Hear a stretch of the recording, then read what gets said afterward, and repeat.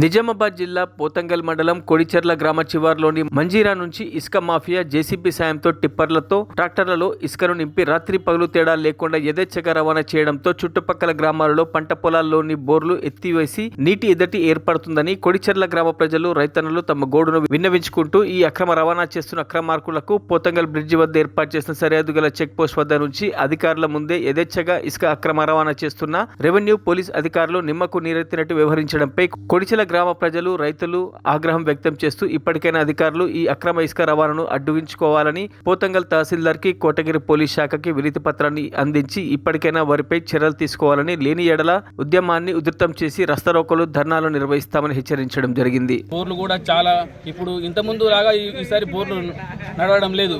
బోర్లు చాలా బంద్ అయిపోయినాయి.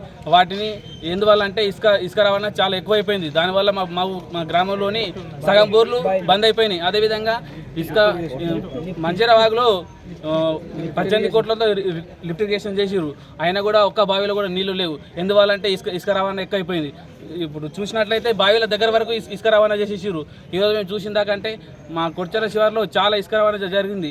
ఇది కొడిచెర్ల శివారుది కొత్తగోళ్ళు ఓలు వాళ్ళు మా శివారు మా ఉసుక వాళ్ళు నింపేటోళ్ళు ఓళ్ళు